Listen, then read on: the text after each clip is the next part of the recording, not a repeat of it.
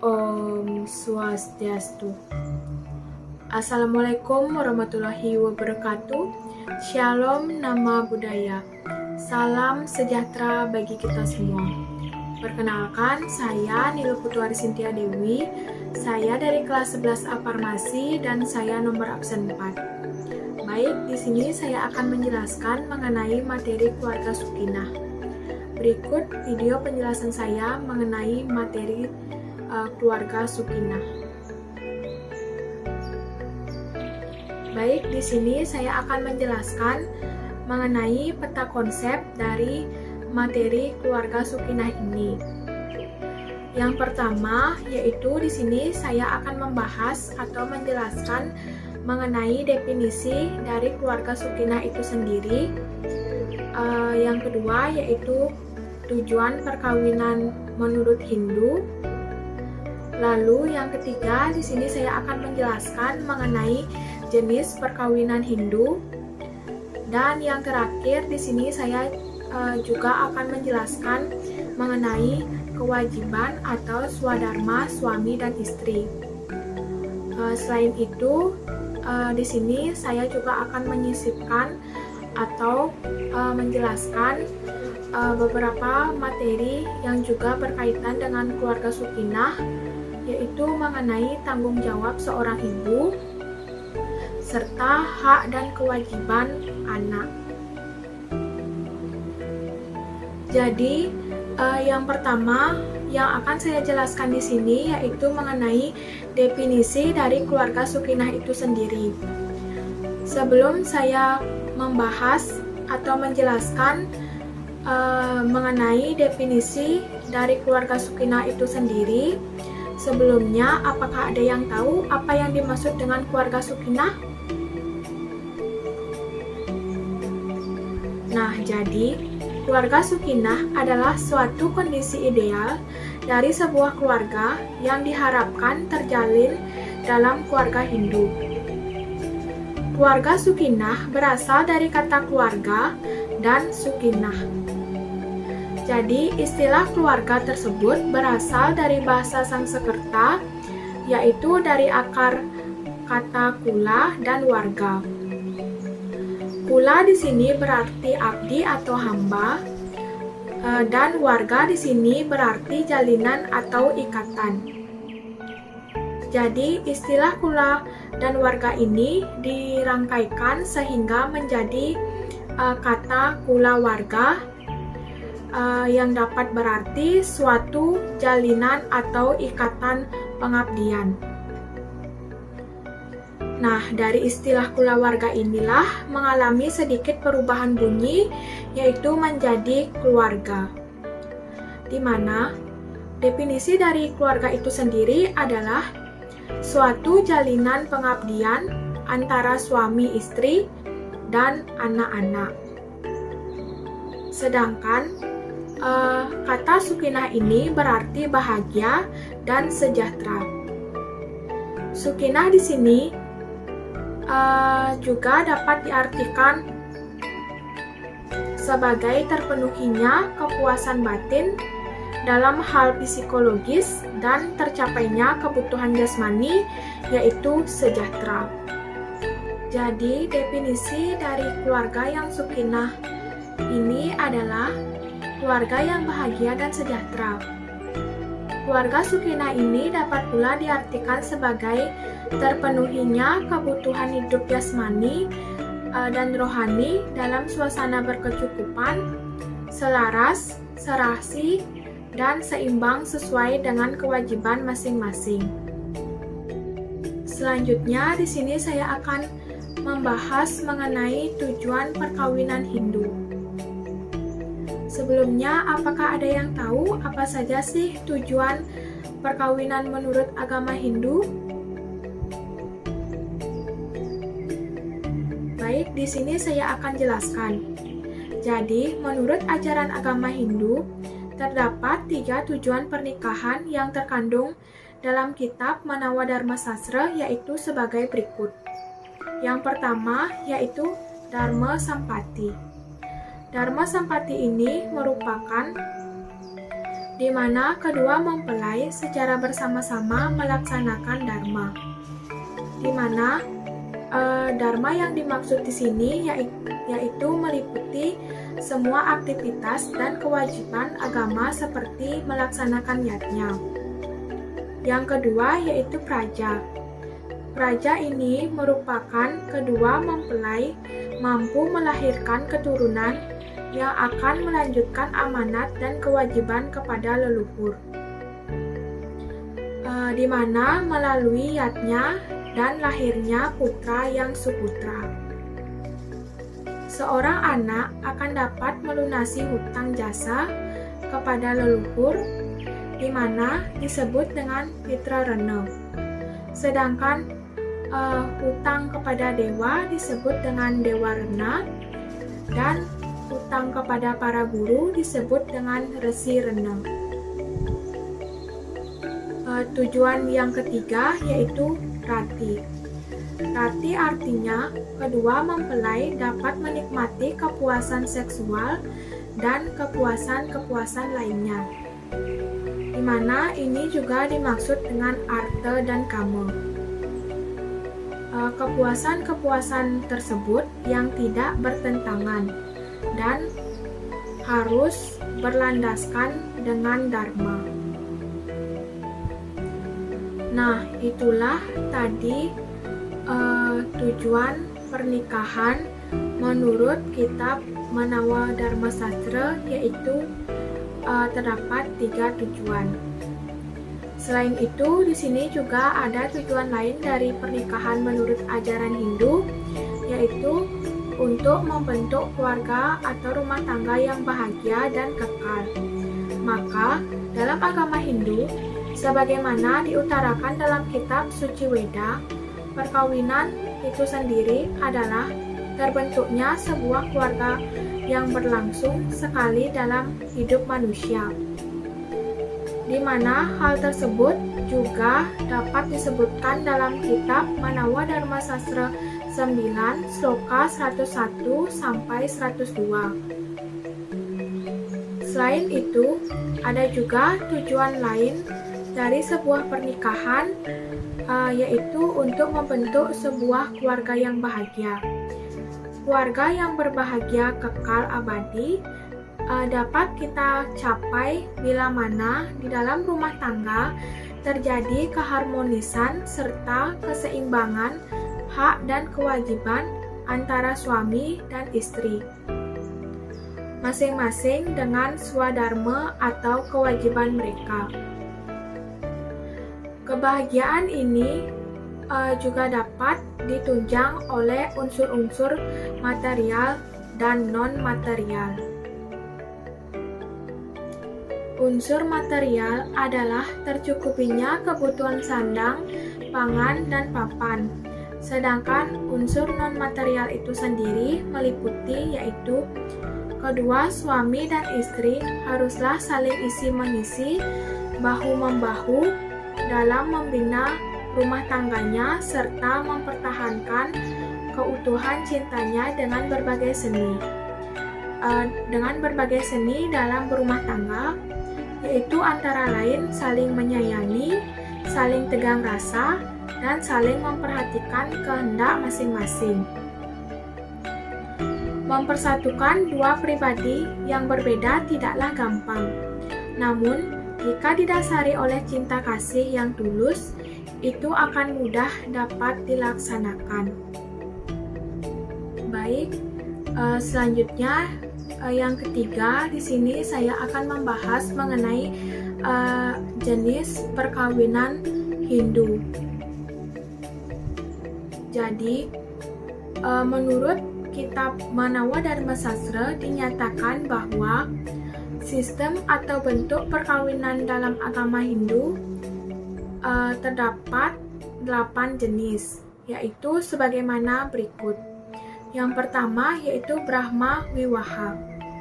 Brahma Wiwaha adalah perkawinan terhormat di mana keluarga wanita mengawinkan anaknya kepada seorang pria yang ahli Weda atau Brahmana yang berbudi luhur dan berpendidikan yang dapat dipilih oleh orang tua si gadis atau perempuan. Ini terdapat dalam kitab Manawa Dharma Sastra 3, Sloka 27. Yang kedua yaitu Daiwa Wiwaha.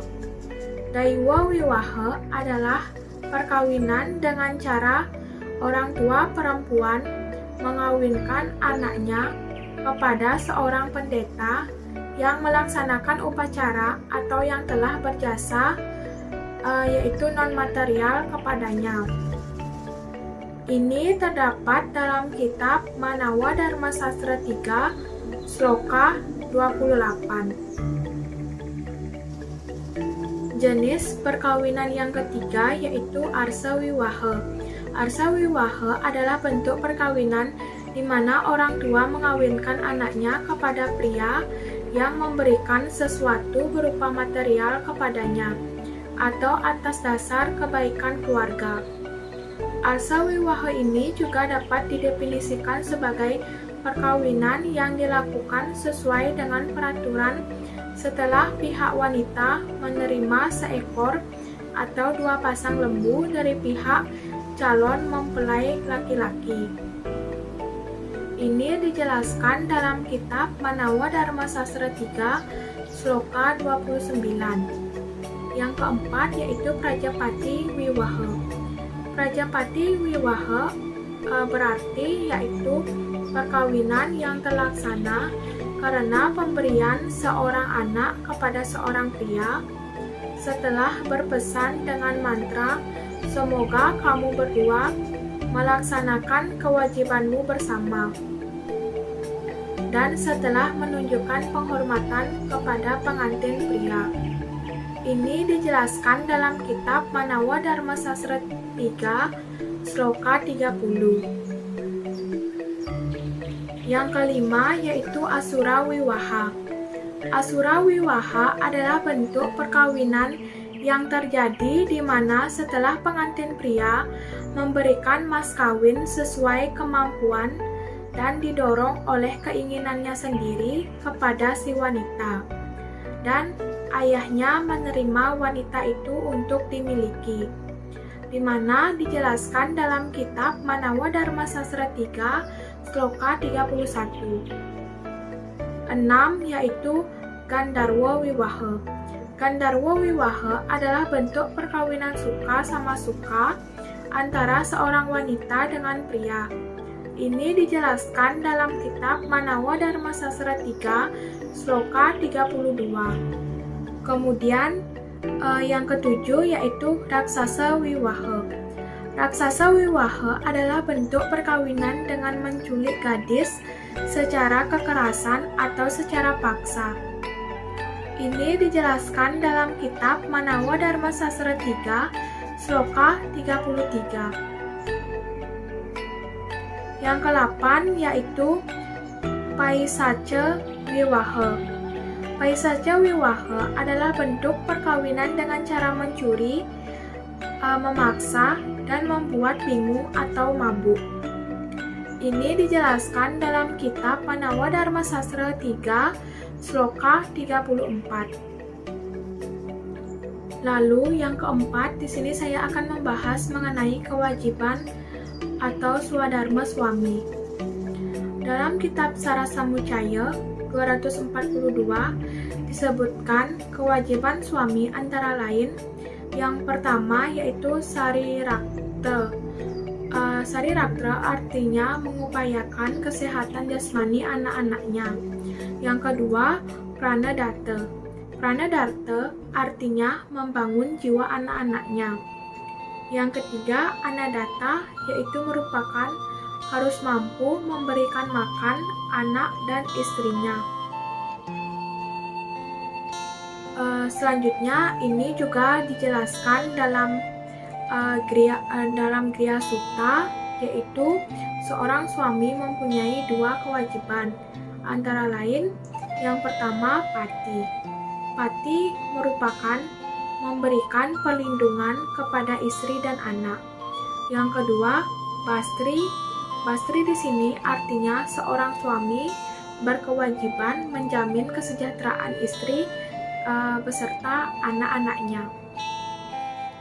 Selanjutnya, kewajiban seorang ayah berdasarkan kitab Niti Sastra bab 8 sloka 3, yaitu terdapat 5 kewajiban yang disebut dengan Panca Vida, antara lain yang pertama, matulung urip rikalaning baya, artinya menolong atau menyelamatkan keluarga pada saat bahaya. Yang kedua, nitya maweh binojana, artinya selalu mengutamakan atau mengusahakan makanan yang sehat. Yang ketiga, mangupadayaya, artinya memberikan ilmu pengetahuan kepada anak-anaknya. Yang keempat yaitu ayang laskara, di mana merupakan menyucikan anak atau membina mental spiritual anak.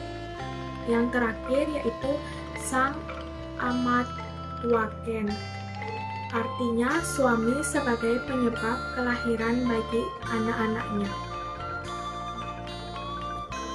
Yang terakhir yaitu kewajiban suami dalam Weda Semerti 9, sloka 2, 3, 9, dan 11 dapat diuraikan sebagai berikut. Yang pertama, wajib melindungi istri dan anak-anaknya serta memperlakukan istri dengan wajar dan hormat.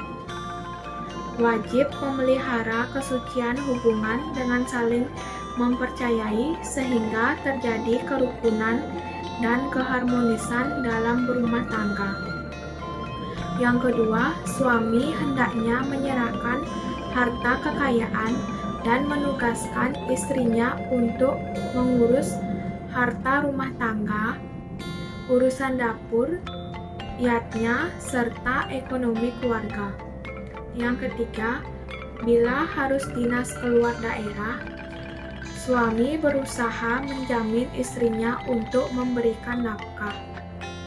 Yang keempat yaitu suami wajib mengauli istrinya dan mengusahakan agar antara mereka sama-sama menjamin kesucian keturunan serta menjauhkan diri dari hal-hal yang mengakibatkan perceraian. Selanjutnya di sini saya juga akan menjelaskan mengenai kewajiban atau swadharma istri. Yang pertama yaitu melahirkan serta menjaga anak atau putra-putrinya dan memberikan kebahagiaan kepada suami dan anak-anaknya. Yang kedua, bersama baik dalam suka maupun dalam duka dengan suami dan anak-anak. Yang ketiga yaitu berpenampilan lemah lembut dan simpatik. Yang keempat yaitu setia kepada suami, senantiasa waspada, tahan uji, menghormati yang lebih tua. Yang kelima yaitu istri sebagai ibu rumah tangga, di mana dijelaskan dalam kitab Artawa Weda. Yang keenam yaitu istri sebagai penyelenggara aktivitas agama, kaitannya dengan upacara persembahan atau yatnya dalam kitab Panawa Dharma Sastra 3 sloka 56 disebutkan bahwa di mana wanita tidak dihormati maka tidak ada upacara persembahan yang memberikan kebahagiaan dan pahala yang mulia. Selain itu, di sini saya juga akan menjelaskan beberapa materi yang juga berkaitan dengan materi keluarga Sukinah, yaitu mengenai tanggung jawab seorang ibu. Adapun kewajiban seorang ibu terhadap anaknya adalah sebagai pembimbing atau pendidik anak dimulai dari sejak balita hingga dianggap dewasa secara fisik dan mental. Seorang ibu memiliki peran yang sangat besar dalam membentuk karakter anak. Selain itu, juga terdapat di beberapa pustaka suci Hindu lainnya yang menguraikan tentang tanggung jawab orang tua terhadap anaknya, yang inti dari semuanya adalah tanggung jawab bagaimana mewujudkan anak yang suputra. Lalu yang terakhir di sini saya juga akan membahas mengenai hak dan kewajiban anak. Anak adalah buah dari adanya perkawinan. Karena itu, anak dipandang sebagai tujuan hidup berumah tangga. Anak merupakan dambaan setiap keluarga. Secara etimologi, anak atau putra berarti orang yang memberi pertolongan atau menyelamatkan leluhurnya dari neraka. Bagi keluarga Hindu, anak yang diharapkan adalah anak yang bisa menjaga nama baik keluarga, berpengetahuan, cerdik, cendekiawan, dan mempunyai wawasan berpikir yang luas, serta yang lebih penting lagi ialah mempunyai budi pekerti yang luhur. Inilah yang sering disebut dengan anak yang suputra. Suputra berasal dari kata su yang berarti baik dan putra yang berarti anak. Jadi suputra artinya anak yang baik dan mulia. Nah, itulah tadi penjelasan saya mengenai materi keluarga Sukinah. Selebihnya saya mohon maaf apabila semisalnya saya terdapat kata-kata yang salah atau kata yang kurang berkenan saat menjelaskan, atau penjelasan yang kurang jelas atau yang kurang dipahami. Selebihnya saya mohon maaf, Miss. Akhir kata saya tutup dengan Parama Santi. Om Santi Santi Santi Om. Terima kasih, Miss.